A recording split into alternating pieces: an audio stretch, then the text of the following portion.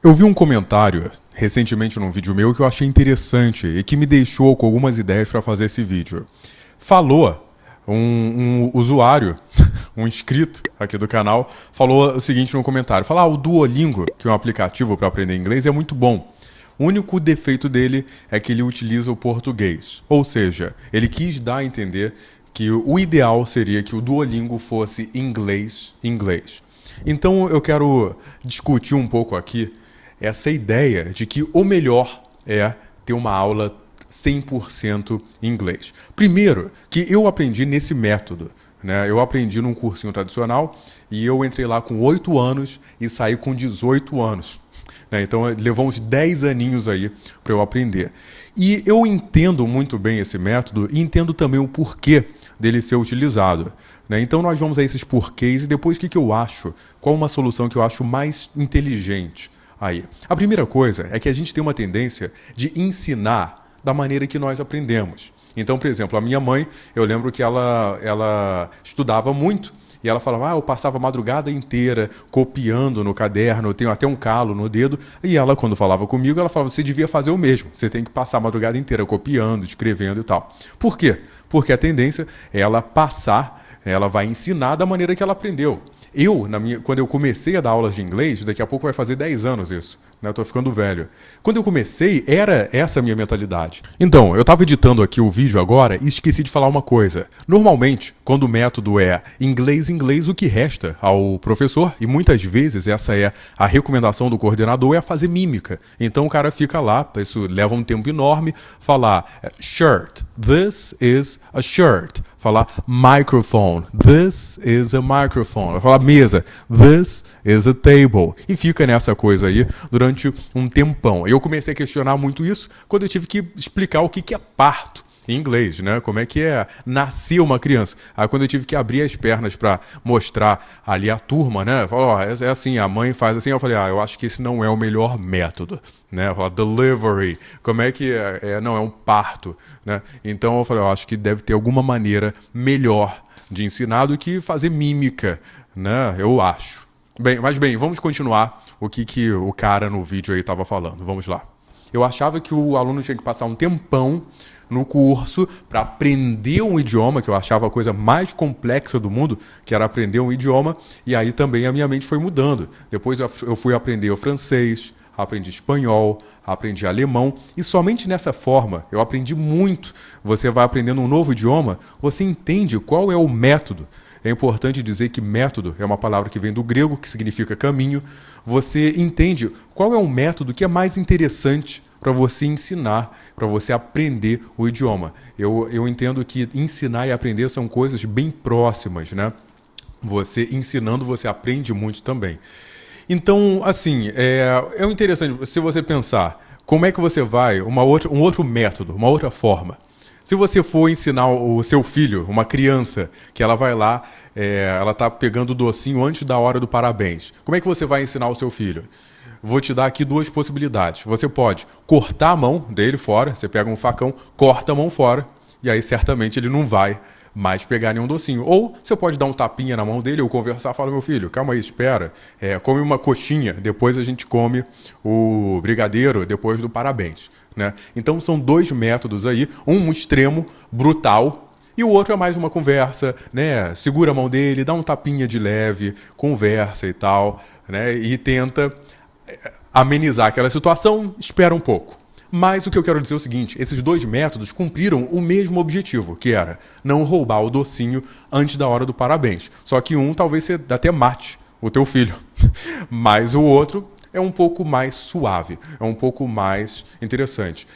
Uma outra coisa, por exemplo, todo mundo fala, o bom é realmente a aula toda em inglês. Então, vamos supor, a pessoa não sabe uma palavra em inglês, não sabe falar nada em inglês. Aí quando ela entra lá, na primeira aula, no primeiro minuto, tá lá o professor colocando aquela performance, falando inglês, hello everyone, parará, parará, só fica falando inglês o tempo todo, e o cara não entende uma vírgula, não entende o hi, hello, não entende nada. E ele fica perdido ali durante algumas aulas, até ele começar a tentar se achar. Eu não acho essa uma forma mais interessante. Por quê? Porque você tem caminhos, e eu vou deixar aí no meu vídeo, eu tenho alguns vídeos que eu falo disso, que você vai deduzindo tudo aquilo que você sabe em português para o inglês. Isso aí, pessoal, é 60%. Pelo menos 60% daquilo que você sabe em inglês, você pode facilmente deduzir para o inglês. Então veja o meu vídeo aí chamado Aprenda 12.000 palavras em inglês, que eu demonstro um pouco desse método, né? E aí que é o método que eu utilizo, que eu acho muito mais interessante.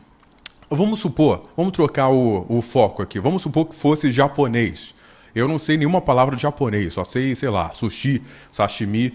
Mas imagina que na primeira aula de japonês fosse tudo em japonês. Eu ia ficar completamente perdido, não ia entender nada. Se eu fosse tailandês, coreano, uma língua estranha, né? Uma língua diferente, eu acharia um absurdo começar tudo em inglês. Mas aí as pessoas veem isso com uma naturalidade, achei isso ótimo e tal. Eu acho que não. Eu acho que um professor que sabe bem o português e sabe bem o inglês, ele consegue fazer essa ponte, ele consegue fazer essa ligação. E de novo, isso aí levou alguns anos, algum tempo, levou eu aprender outros idiomas, levou aí uma ideia comparativa, né? De você ver o espanhol, ver o francês, ver outros idiomas e aprender. E você vê que o método pode levar, como foi o meu caso, menos que 10 anos, por exemplo, né? Então eu tenho alguns vídeos aí onde aparecem a evolução dos meus alunos. Eu vou deixar na descrição os outros vídeos, onde em poucos meses eu levo o aluno a conseguir se comunicar em inglês. Aí você pode estar falando agora assim,